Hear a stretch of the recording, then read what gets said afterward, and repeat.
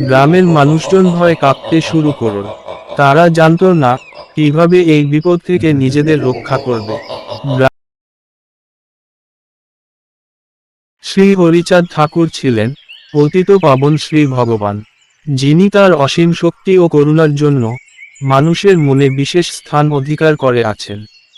তার জীবনে এমন অনেক ঘটনার কথা শোনা যায়, যেখানে তিনি মানুষের কষ্ট ও দুর্দশা দূর করেছেন, তাদের রক্ষা করেছেন। এর মধ্যে একটি বিশেষ ঘটনা হলো ইচ্ছাধারী নাগের থেকে এক গ্রামের মানুষকে রক্ষা করার কাহিনী। ইচ্ছাধারী নাগের অত্যাচার। বহু বছর আগে এক প্রত্যন্ত গ্রামে বাস করত একদল সাধারণ মানুষ। এই গ্রাম ছিল শান্ত, প্রকৃতির কোলাহলে ভরা। গ্রামের মানুষজন ছিলেন শান্তিপ্রিয় এবং পরিশ্রমী। তারা নিজেদের কাজ নিয়ে ব্যস্ত থাকত, আর তেমন কোনো ঝগড়া বিবাদ ছিল না। কিন্তু একদিন গ্রামে একটি বড় বিপদ নেমে আসে। গ্রামের পার্শ্ববর্তী বনে বাস করত এক ইচ্ছাধারী নাগ, যার অসীম ক্ষমতা ছিল এবং সে মানুষকে ভীষণ ভয় দেখাত। এই নাগ ছিল খুবই তীক্ষ্ণ বুদ্ধির। সে গ্রামের মানুষের মনে আতঙ্ক তৈরি করতে শুরু করে। প্রথমে সে রাত্রে গ্রামের পশু পাখিদের আক্রমণ করত, তারপর ধীরে ধীরে মানুষের ঘরবাড়ি ভাঙতে শুরু করে। গ্রামের মানুষজন প্রতিদিন নতুন নতুন সমস্যার সম্মুখীন হতে থাকল। গ্রামের মানুষজন ভয়ে কাঁপতে শুরু করল। তারা জানত না কিভাবে এই বিপদ থেকে নিজেদের রক্ষা করবে। গ্রামের প্রধান সহ সকলেই হতাশ হয়ে পড়লেন।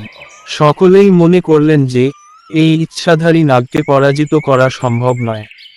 তারা রাতের অন্ধকারে গ্রাম ছেড়ে পালানোর কথা ভাবতে শুরু করল, কারণ কেউই তাদের রক্ষা করার সাহস পাচ্ছিল না। ঠিক এই সময় গ্রামের একজন প্রবীণ ব্যক্তি মনে করলেন যে শ্রী হরিচাঁদ ঠাকুরের কাছে সাহায্য প্রার্থনা করা উচিত। তিনি জানতেন যে শ্রী হরিচাঁদ ঠাকুর ছিলেন অসাধারণ ক্ষমতার অধিকারী এবং যিনি অনেক অসহায় মানুষকে সাহায্য করেছেন।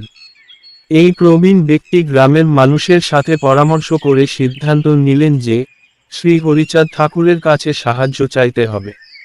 সকলেই শ্রী হরিচাঁদ ঠাকুরের আশ্রমে গিয়ে তার পায়ে পড়ে সাহায্য প্রার্থনা করলেন। শ্রী হরিচাঁদ ঠাকুর তাদের কথা মনোযোগ দিয়ে শুনলেন এবং গ্রামের মানুষের কষ্ট উপলব্ধি করলেন। তিনি তাদের আশ্বস্ত করলেন যে তিনি তাদের রক্ষা করবেন এবং ইচ্ছাধারী নাগের অত্যাচার বন্ধ করবেন। শ্রী হরিচাঁদ ঠাকুর তার অলৌকিক ক্ষমতা ও আধ্যাত্মিক শক্তি নিয়ে গ্রামে উপস্থিত হলেন। গ্রামের মানুষদের সঙ্গে তিনি সেই বনের পথে যাত্রা করলেন, যেখানে ইচ্ছাধারী নাগ বাস করত। নাগ তাকে দেখে প্রথমে তাচ্ছিল্যের হাসি হাসল, কিন্তু শ্রী হরিচাঁদ ঠাকুরের মহিমা দেখে সে অবাক হয়ে গেল। ঠাকুরজি ইচ্ছাধারী নাগকে নির্দেশ দিলেন যেন সে গ্রামের মানুষদের ক্ষতি করা বন্ধ করে এবং অন্য কোথাও চলে যায়। কিন্তু নাগ ছিল খুব অহংকারী। সে ঠাকুরের কথা মানতে রাজি হল না। তখন শ্রী হরিচাঁদ ঠাকুর তার অলৌকিক শক্তি ব্যবহার করে ইচ্ছাধারী নাগকে পরাজিত করলেন। গ্রামের শান্তি ফিরে আসা। ইচ্ছাধারী নাগ শ্রী হরিচাঁদ ঠাকুরের মহিমা ও ক্ষমতার সামনে পরাজিত হয়ে গেল। সে ঠাকুরের পায়ে লুটিয়ে পড়ে ক্ষমা প্রার্থনা করল।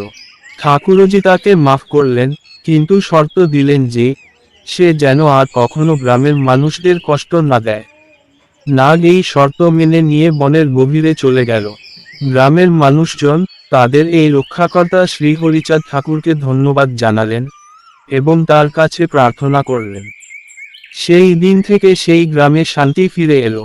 গ্রামের মানুষ আবারও সুখী জীবন যাপন করতে লাগলো এবং শ্রী হরিচাঁদ ঠাকুরের প্রতি তাদের বিশ্বাস আরও গভীর হলো।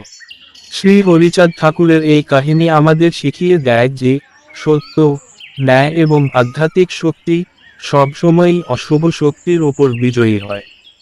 তিনি ছিলেন প্রকৃত পরিত্রাতা, যিনি মানুষের কষ্ট দূর করে শান্তি ও আনন্দ ফিরিয়ে আনতে সক্ষম ছিলেন। তো বন্ধুরা, কাহিনীটা ভালো লাগলে আমাদের চ্যানেলটা সাবস্ক্রাইব করে আমাদের পাশে থাকবেন। জয় হরিচাঁদ।